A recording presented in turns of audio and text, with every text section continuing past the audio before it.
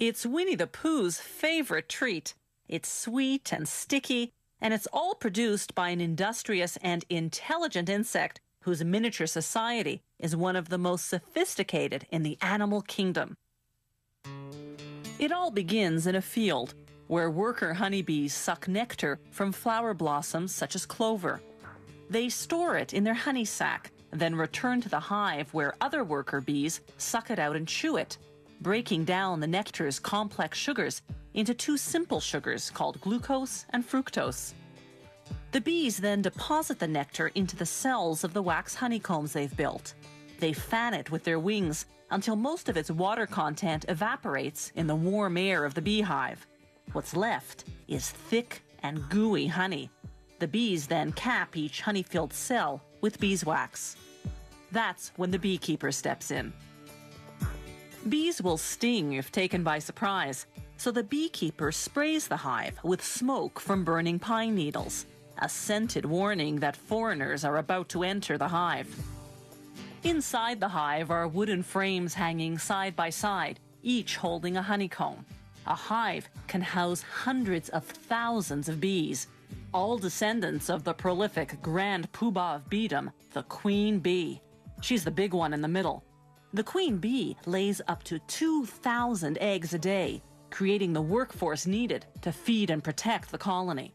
But the beekeeper tricks the colony's defenders. He replaces the hive's cover with a device called a bee escape, which smells like cherries. Bees dislike the scent, so most fly to the bottom sections of the hive. Another warning spray, and the beekeeper removes the bee escape.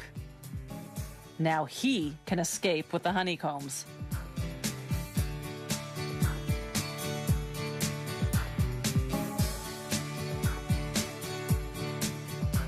Inside the honey factory, they put the honeycomb frames on what's called an uncapping machine.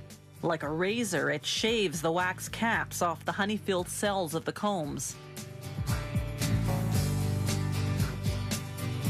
They scrape off the remnants manually. Then they set the frames on another machine called a honey extractor. It spins the honeycombs until all the honey is forced out of the cells. Afterwards, they filter the honey to remove any pieces of wax capping that slip through.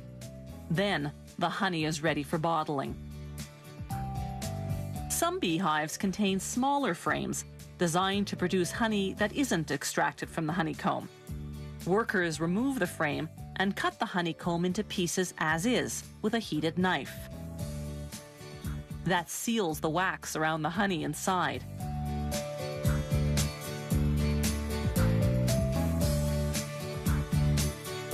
You eat it, wax and all. The beeswax lining of the honeycomb goes to make candles, furniture polish, lipsticks, and other products.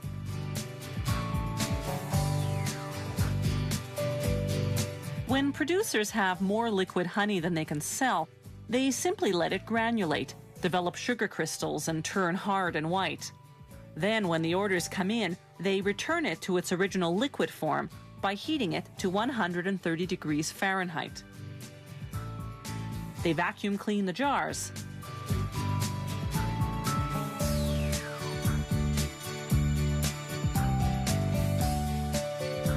Then fill them. One beehive can yield up to 7 pounds of honey in a single day. That's much more than the bees need for themselves. The surplus is what we end up eating.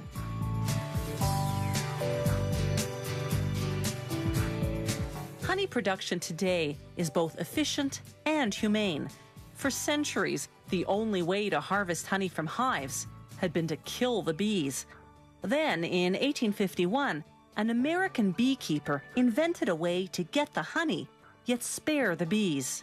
His method, with the removable honeycomb frames, is the one we still use today.